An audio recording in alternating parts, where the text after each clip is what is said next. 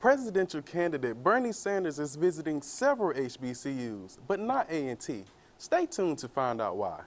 Also, an Aggie alumni is breaking into movie production with help from current students. Coming up on Aggie News and Views.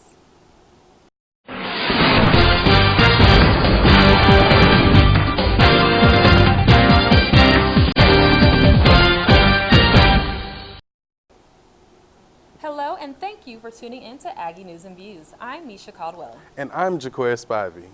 The NCAT student body is standing up and taking back A&T through a petition that has been going viral on social media. This petition addresses a lot of major issues plaguing students on campus, such as parking, campus safety, and band funding. Gabrielle Cook has more on the story. Since the beginning of February, a petition titled #TakeBackNCAT has been going viral on campus social media. This petition addresses certain issues such as parking, LGBTQ safe housing, and band representation. One band member even said, quote, "We get little to nothing in scholarship money, but we are asked to go out of our way and do so much for the university. It's not fair." Another issue addressed in the petition was campus security. One female stated she did not appreciate having male security guards in an all-female dorm. I feel like they do a pretty good job, but I do disagree with them having like male security guards in all girls dorms. That kind of makes me uncomfortable personally. And as far as them having just security guard like moving around at nighttime, I feel like instead of them being so focused on what's going on within campus, they should guard the outer areas. Although the petition gained 147 support signatures, there was also some negative commentary on some of the points mentioned in the petition, one of them being the LGBTQ safe haven. And I feel like it should be a safe haven for all students, because whether you're LBGT or a heterosexual person, it doesn't matter. Like, you should be able to find somewhere to be safe at night, like, because I can get jumped just like they can get jumped, or I could be murdered just like they can be murdered. So that's how I feel about it. If the issues stated in this petition are not addressed by March 14th at 12 p.m., the student body will take to a public protest at the upcoming Chancellor's Forum on Thursday, March 17th. I'm Gabrielle Cook, and this is Aggie News and Views. For the first time since its establishment in 1891, North Carolina A&T State University will be adding new master's and doctoral programs to the graduate school. It was recently announced by the UNC Board of Governors that a PhD program in computer science is now available at the university. Along with computer science, doctoral programs in rehabilitation, counseling, and counselor education are now offered as well. Also, the School of Agriculture and Environmental Systems is now offering master's degree programs in 3 concentrations: agribusiness and food industry management, natural resources and environmental systems, and integrated animal health systems. Dr. Beryl McEwen, NCA&T's Vice Provost for Strategic Planning and Institutional Effectiveness, said the doctoral program is consistent with the North Carolina A&T Preeminence 2020 strategic plan that aims to enhance graduate education and research. And speaking of the University of North Carolina Board of Governors, A&V's political segment is coming up next with a panel discussion on the UNC president. Stay tuned. In the College of Engineering, we build bridges from the simple to the complex. We have graduate and undergraduate programs in 6 departments. Our students and faculty study topics that touch your life today and affect your world tomorrow. In the College of Engineering, we make the future now. For more information, visit us online.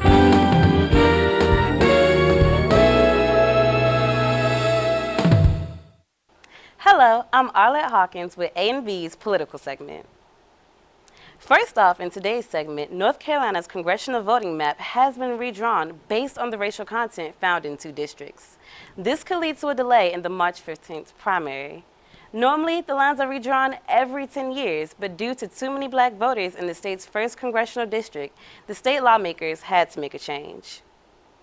Now with the March 15th primary coming up, the lines are on a deadline to be redrawn, and candidates couldn't be more anxious to reach as many voters as possible.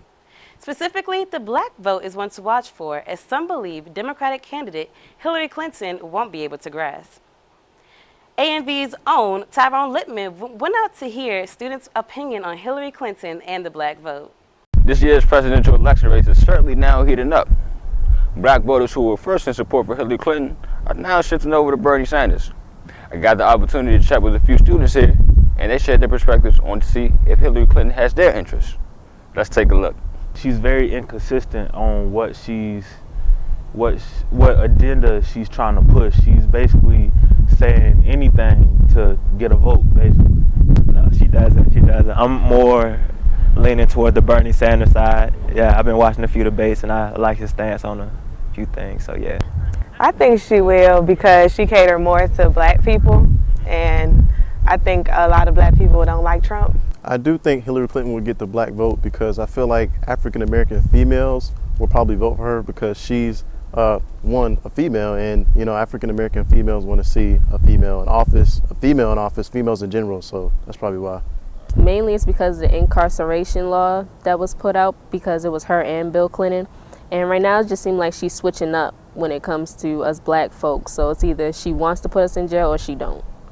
I mean, I feel that she'll receive the black vote, mainly because it's Democratic Party, black people in America, they're prone to siding with the Democratic Party as opposed to Republican Party because, to be honest, ain't nobody feeling Trump right now. One of those points being college, making college free for all students, and her trying to have debt-free college, whatever the case may be with that, that might be one thing to turn me away. But other than that, she makes good points, and so does Bernie Sanders as well. So, from now to election day, we'll just have to see. I'm Tyrone Lippman, and thank you for watching Aggie News and Views. Looking at the Nevada entrance poll, Clinton does, however, lead in the poll for black voters. However, there are still many primaries to go. Looking back on campus, there are changes being made with the University of North Carolina and its leadership.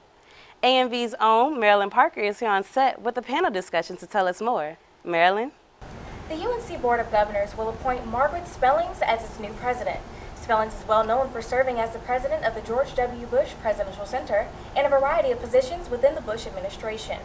Upon the announcement of her new position, several protests have taken place and many have taken to social media with the hashtag #FundBlackFutures and Save Our HBCUs.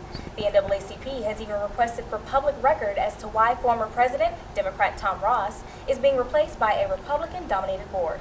Today I have the honor of discussing the UNC Board of Governors with A&T Political Science Professor Derek Smith, the first Vice President of the North Carolina NAACP Youth and College Division, Vashti Hinton, and the Field Secretary for the North Carolina NAACP Youth and College Division, Tyler Swanson. Thank you all so much for joining me. I really appreciate it. So let's start off with you, Professor Smith. I hear you all the time in class say HBCUs are under attack right now. Can you tell me exactly how A&T is at risk and how we're under attack and how the UNC Board of Governors plays a role in that attack? Well, the UNC Board of Governors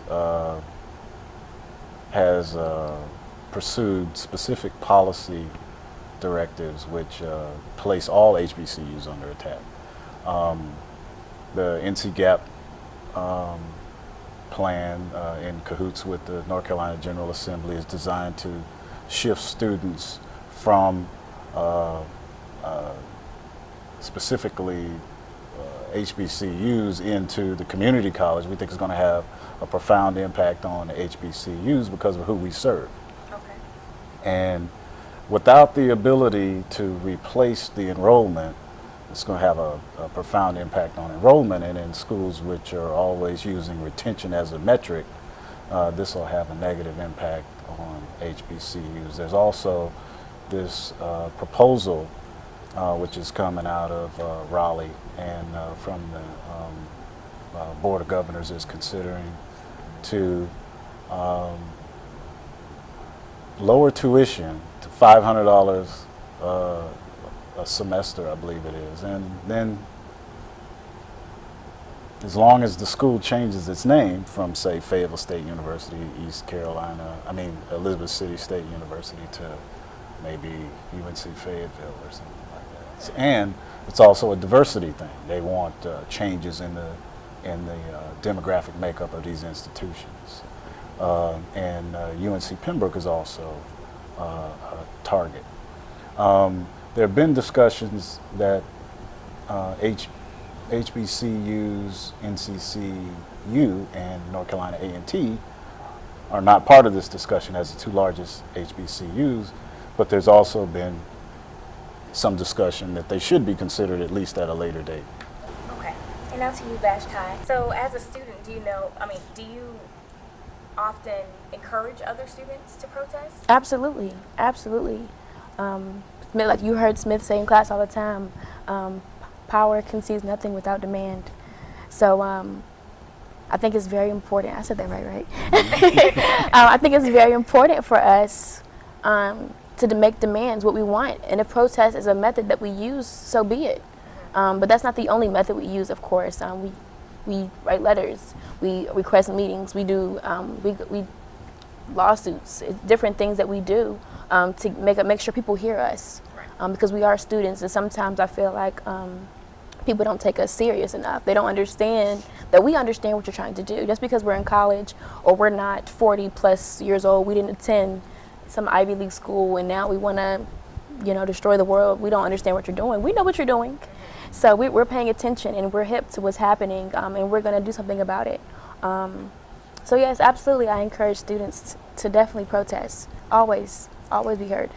And now, Tyler, tell our viewers a little bit about the decision of the NAACP Youth and College Division and Faculty Forward requesting the records for the hiring of Margaret Spellings. Right, so that process, we've been working on that for about 3 months, making sure that all of our ducks were in line and all of our T's were crossed, because we knew once we began to go public with this, our facts had to be in order. So, and we researched back, and Vashti mentioned the meeting that she protested at.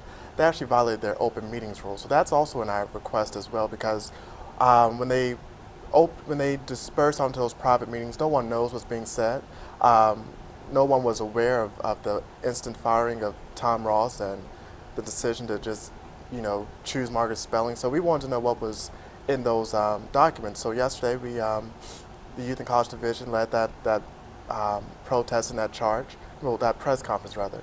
In that charge of Faculty Forward and Common Cause, and Raise Up for 15 stood with us as in solidarity as we attack. We'll try to get justice brought back into our UNC system. Okay, so say for instance you all do receive the record. What do you do with it after that? What leverage does that give the youth chapter of the NAACP? Well, once we find out what's in those, we know it's not going to be an easy process, because we're aware that they're going to try to shut us down, say there's confidentiality is, so they can't dispose of that. But we're prepared to take this to suit as well. If we don't get our records within 2 to 3 weeks, we're going to file a suit in Orange County to demand that they give that, because that's public record. Everyone has a right to that. But once we find out that information, we'll be able to go forward with our next steps, making sure that we organize our students and make sure that we can, let them know what's going on, because no one's aware of these instant changes and how they're going to affect HBCUs and PWIs. It's just not HBCUs under attack, it's the entire UNC system that's under attack. And Margaret Spelling, who has no background in education and who only holds a bachelor's degree in political science, if I must add, and is making $775,000, really is biting off too much than she can chew, in my opinion. Okay. So I'm aware that all of you are a part of the NAACP. Tell me what their stance is. Vashti, would you like to answer that question? Sure, I can. I would feel free to chip in. Our stance currently right now is that anytime our democracy is under attack, anytime we as a people are not being heard and we're not being recognized for our needs and what we need as students in this UNC school system is to be heard. Anytime we're shut out of a process, a decision-making process, we have to step to the plate. We have to do something about that. And so our stance is, you're making decisions about our universities and our colleges without asking us about what we need. You're making these decisions based off of your opinions and your, biases towards education. The UNC school system is it's supposed to be non-profit, and it's almost like Margaret Spellings. She comes from University of Phoenix, which is a for-profit university.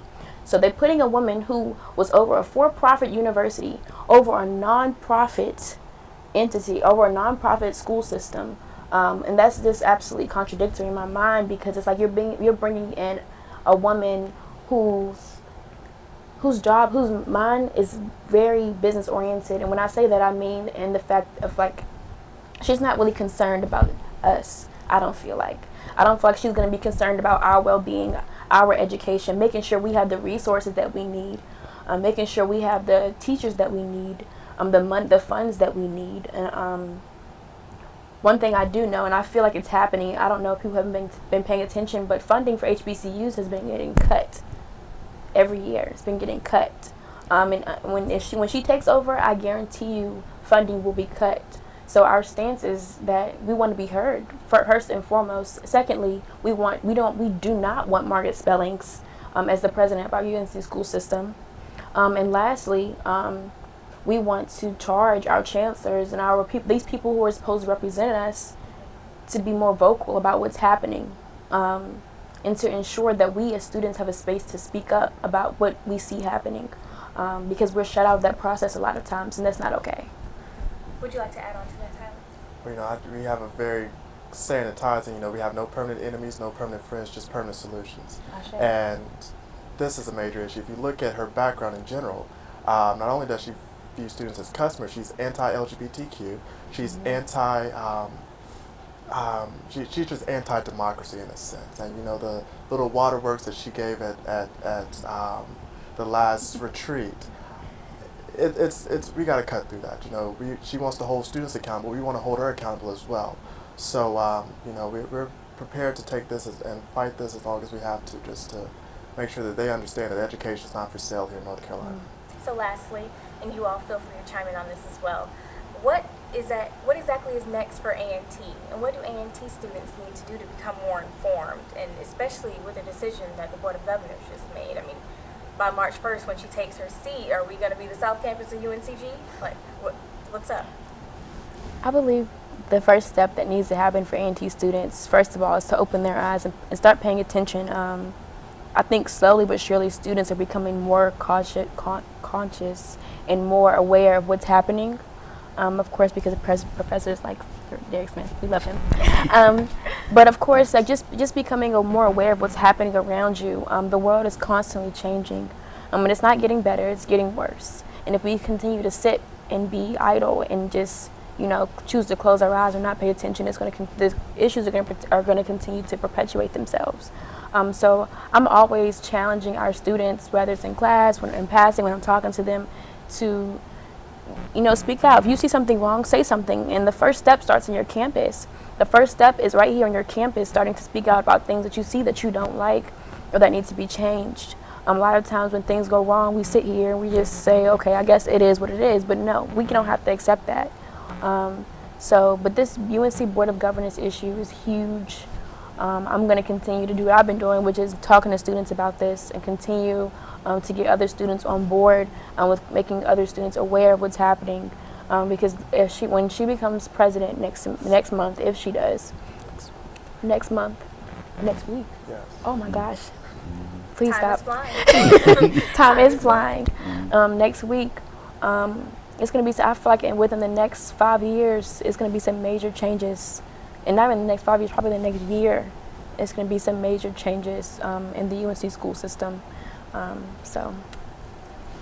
Margaret Spellings is planned to take office in March 1st, next week, obviously. And I would like to thank my panelists for joining me. I really, really appreciate it. More information on the topic can be found through our social media. This is the end of our A&V political segment. I'm Marilyn Parker. Hi, everyone. I'm Michaela Ratliff with A&V's Entertainment. Kendrick Lamar's To Pimp a Butterfly won Best Rap Album at the 2016 Grammy Awards, much to the pleasure of President Barack Obama. Obama previously named Lamar's How Much a Dollar Costs as his favorite song of 2015. He also named To Pimp a Butterfly as the best album of the year. After the win, the White House Twitter account offered its congratulations to Lamar. Natalie Cole's family is outraged over a tribute to the late singer that was shown at the 58th Annual Grammy Awards. The tribute featured a clip from the 1992 Grammy Awards of Natalie Cole singing in sync with her father, Nat King Cole, who died the previous year. As David Bowie, B.B. King, Lemmy Kilmister, and Glenn Frey, who all died in 2015, were honored with honorary musical performances during the award ceremony, Cole's family considered the video tribute insufficient. Cole's sisters, Timbaland and Casey, told Entertainment Tonight, "Words cannot express the outrage and utter disappointment at the disrespectful tribute or lack thereof to a legendary artist such as our sister." Cole's son, Robert Adam Yancey, also told ET, "Here's a woman who has been in the business for 4 decades and won 9 Grammys. She deserves more than a minute-and-a-half tribute." Natalie Cole died on December 31st, 2015 at the age of 65. The 88th Academy Awards ceremony, commonly referred to as the Oscars, is scheduled to take place on February 28, 2016 at the Dolby Theater in Hollywood, California at 5:30 p.m. This year's Academy Awards will be hosted by Chris Rock for the second time. This year, The Revenant received the most nominations with 12 total, with Mad Max Fury Road coming in second with 10. Leonardo DiCaprio was nominated for Best Actor in a leading role for the film The Revenant. Will he finally take home an Oscar this year? A recent film telling the story of the collegiate experience and the struggles of trying to fit in was written and produced by an Aggie alum and fellow Crosby kid, Melanie Page. Page's film titled Standards the Movie takes a closer look at the insecurities and flaws that many college students have, but are the same imperfections that students try to conceal. Reporter Ashley Wilson was able to get an exclusive interview with producer Melanie Page and movie cover artist Michael Thomas.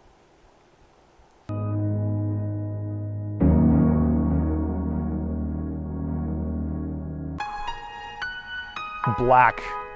Unapologetically black. There's a hyphen between those two. One word. Standard. I just felt like it beautifully captured just blackness for this time. I think everybody's trying a lot of nostalgia. We want things to maybe look like the 80s, the 90s, and this captured what this moment was for black young people right now, and I thought that was very cool. I am the producer, director, writer, and editor of Standards the Movie. I'm an English creative writing student, but I also do a lot of freelance visual works. I haven't seen a film or any accurate projection of my college experience, of my friends' college experience, about people that I see in the hallways every day, in the classroom every day. So I had to create it. We had over 30, 40 people, consistently, just to help me get a film done. Something that I wrote, it's phenomenal. When everything was done with the illustration and you kind of have, this half straightened but half puffy, you kind of get that same feel, like people kind of in this conflicted space, this sort of just insecurity thing. It was kind of running in the production of the illustration. I just love to see innovation. I love to see young black people creating things. Was this process everything I imagined it to be? Heck yeah, we had so much fun. Oh my gosh. If I wasn't in Crosby, I would not have found the most vital members of Major Motives, the most vital crew members, the most vital people to be a part of this process. I was extremely impressed that 1, people did this, and 2, people I know did this. I thought that was so exceptional to see other A&T students, other now graduates, go and create some excellent things. So to me, that was just phenomenal on itself. The people that are in my film, the music that surrounds each scene, everything, I just want to build together. It was so in touch with what it's like to be young, black, or millennial right now. That's exactly how I enter every space. I'm analyzing everybody in every situation. So I just felt like it was really authentic. It was super authentic. It wasn't trying to be something that it definitely wasn't. The director had such a good handle on what it was to be black and millennial right now. Everybody is struggling in some sort of way, whether they conceal it with humor, they conceal it with hooking up with guys that conceal it with making fun of other people on the internet, by bullying, by running away. Everybody is struggling. So there's no pretty and perfect. It's just you.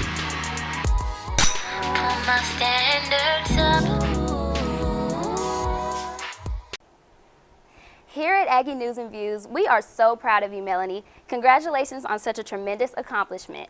And to watch Standards the Movie, visit standardsthemovie.com and be sure to tweet your reactions to the movie to Major Motive using the hashtag StandardsTheMovie. Welcome to A&V Sports. I'm Quantasia Herndon. Both the men and women's basketball team are coming close to the end of the season, approaching the MEAC tournament in March. Aggie News and Views were at both squads' last game against Bethune-Cookman before the final showdown March 3rd in the Aggie Eagle Classic. Tyrone Littman will have more on the story. The blue and gold wore pink as it was played for K-Day as Terrell Robinson led his Ladies Aggies against Bethune-Cookman in MEAC action. Let's go straight to the fourth quarter as Edwin McCray takes a lob pass inside and scores to put the Aggies up 41-40. That lead would be short-lived as the Wildcats would strike right back. Kendrick Cooper's three ball from the corner put BCU back on top, and Taylor Houston would push the Wildcat lead to forward with a bucket inside. But the Aggies had an answer. Then Kayla Green put the Aggies on her shoulders for the rest of the game.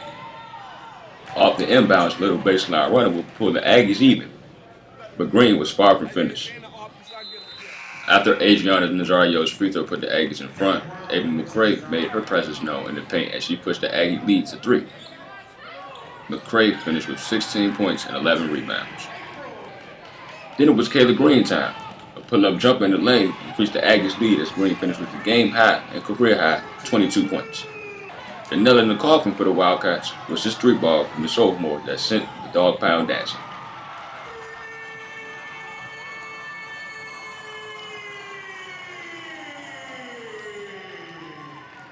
For good measure, downtown Dana Brown hits a final three for A&T as the Lady Aggies increased their MEAC record to 9-3 and 13-10 overall with a 68-55 win over Bethune-Cookman. Bruce Beckford led the men's team out for the nightcap. The Aggies, winners of 3 of their last 4 under interim coach Jay Joyner, got things started on a good note as Ahmad Abdullah-Lawrence is defending the sweep and pulls up right in his face with the free ball for the game's first points. The Wildcats are tough though. Ron Smith, 2 of his 20 points when this spin to the bucket dunk. But the Aggies run the fast break to perfection as Denzel Keys gets the easy layup for a 5-2 Aggie lead.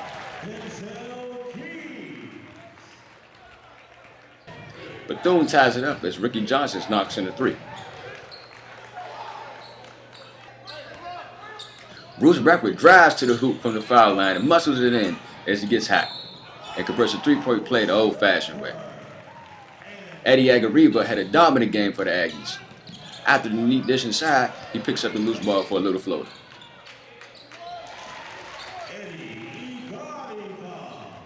Denzel Keys again scores on the break, this time laying it up off the board with his left hand. The Aggies lose the ball in the open court, leading to a Wildcat fast break as Diamante Lewis lays it in.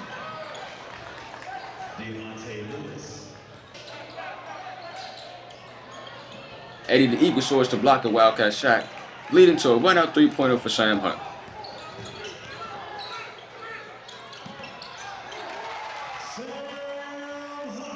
But the Wildcats waste no time as Jordan Potts, who used to play across town at USCG, comes right back with a hoop and a foul. And Jay Joyner can only shake his head about the Aggie D. Eddie the Eagle with a 3-ball from the corner for Aggies. Edariba led A&T with 20 points. Then Sam Hunt pulls up inside the arc and switches a 17-footer. Hunt would finish with 15 on the night. Abdullah picks up the end pass and cans another 3-pointer. Ahmad will also finish with 15 points this night. Jordan Potts, the former Spartan turned Wildcat, puts on a little trick dribbling before firing up a 3-pointer for BCU. And then he does it one more time. Potts puts Bethune back on top of this streak. He would finish with a game-high 21 points. Eddie the Eagle would tie the game at 28 with this three. And James Whitaker would give the Aggies a 31-28 lead just before the half. This game would go to overtime with the Aggies coming up short 83-77. For Aggie News and Views, Tyrone Lippman. After starting the season 4-0 in the Aggie Invitational, the Aggies have dropped their last 5 games to stand 4-5 of the season. Next up for the Lady Aggies will be the Elon Tournament next weekend. The team returns to the Lady Aggies softball complex for an afternoon contest against Campbell on March 3rd at 3 p.m. Aggie baseball opens their 2016 season this week with 3 games against the Naval Academy at home.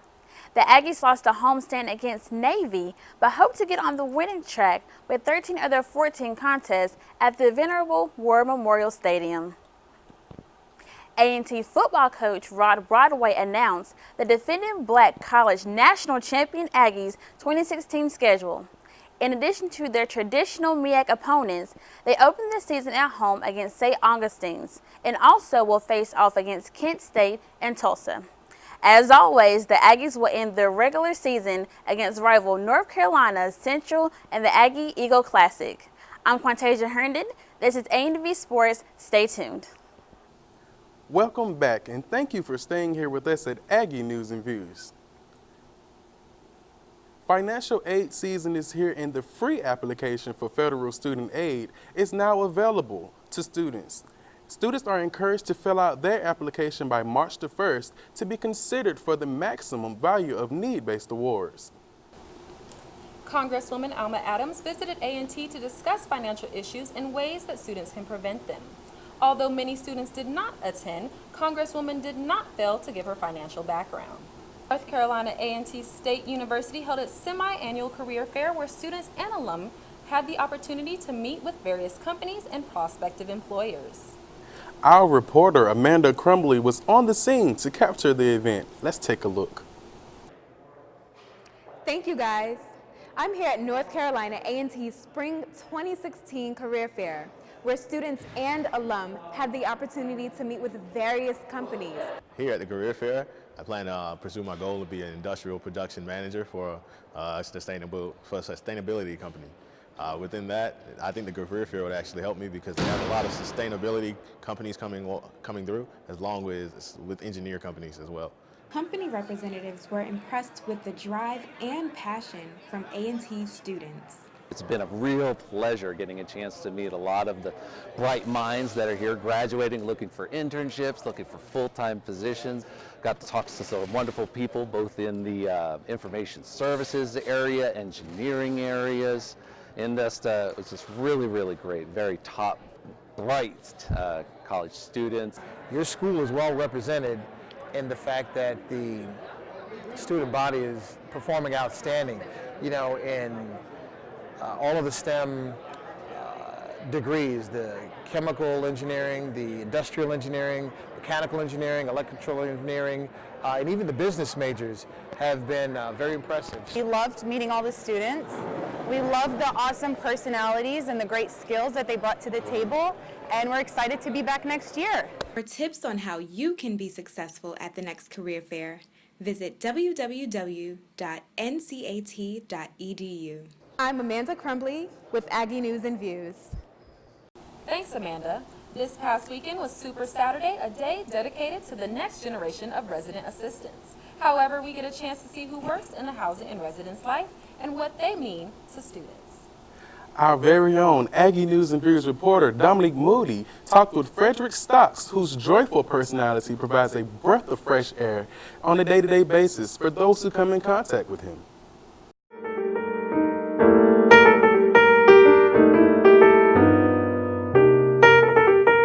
Frederick Stocks has been working at North Carolina A&T for more than 20 years and providing mentorship to students. Case in point, Imani Terry, who's been working with Mr. Stocks for more than 3 years. I think Mr. Stocks as a person is very personable. He gets close with the students as well as the faculty here on campus. A lot of times whenever you're entering the residence hall or you're ever in his presence, you'll see that he's a great, jolly, and just a great person to talk to. Gabrielle Gregory, a first-year resident assistant, has witnessed Mr. Stock's joyful personality. I would describe him as positive and dedicated. You never see him down or out of beat. Like, he's always on the go, on the move, and in the flow of things. Thank you so much for tuning in with us here at Aggie News and Views. Don't forget to follow us on all social media. I'm Nisha Caldwell. And I'm Jacoy Spivey. See you guys next time.